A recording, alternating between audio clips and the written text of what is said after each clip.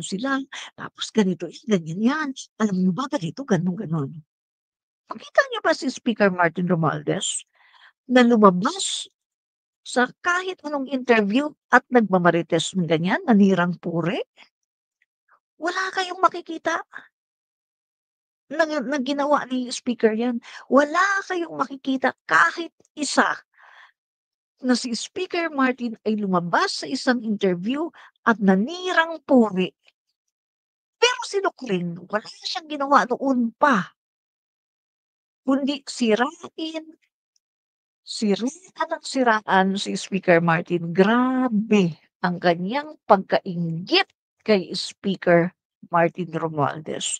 Super inggitera itong si Nukring.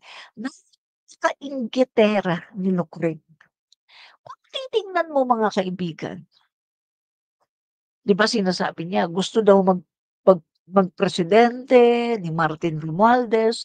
Kung titignan natin mga kaibigan, kung sakali na gustong magpresidente ni Speaker Martin Romualdez, anong masama? Unang-una, lahat ng tao, kung ikaw ay qualified, puwede kang tumakbo sa pagkapangulo. Kung titingnan natin, kung titingnan natin, pagdating sa credential, pagdating sa experience, pagdating sa educational background, mas angat si Speaker Martin Romualdez kaysa sa kanya. Sa totoo lang, educational background, Speaker Martin Romualdez nag-aral sa 2 university sa ibang bansa. Nagtapos ng, mga kurso sa ibang bansa. Tapos nang umuwi ng Pilipinas, pumasok sa UP Diliman, kumuha ng law at nagtapos ng law at nakapasa sa bar exam. At pagkatapos, humawak ng mga kumpanya, 'di ba? Nag-practice ng law at pagkatapos niyan, mga kaibigan, pagkatapos ano, pagkatapos siyang maging CEO, humawak ng iba-ibang mga, company, pumasok siya sa pulitika. Oh, kung titingnan natin mga kaibigan,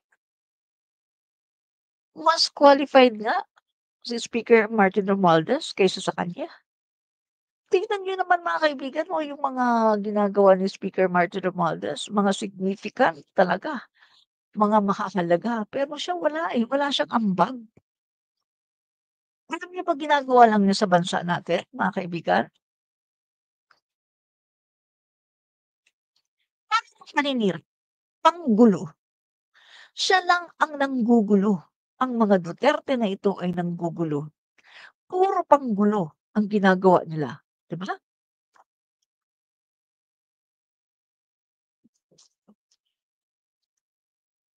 Ang sabi ni Amir Rasul, "Sayang po si BP, sana hindi niya inuuna yung mga ganyang bagay.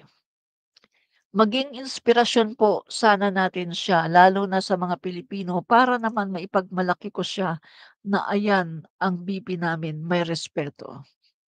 Correct, 'di ba? Sana hindi niya inuuna yung pagmamarites. Sana hindi niya inuuna ang paninirang puri. Sana nagtatrabaho siya. Kasi biruin niyo guys, ang pangulo natin, subsob sa pagtatrabaho. Ang pangulo natin naglalagari sa pagtatrabaho. Habang si Lutring naglalagari din sa paninirang puri.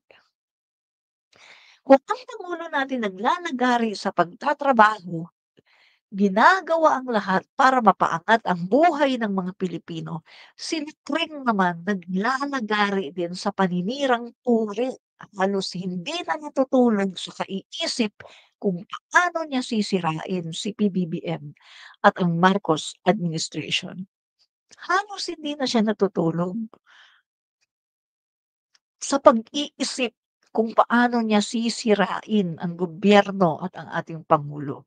Grabe ang pagiging masama ng lukreng na ito, 'no?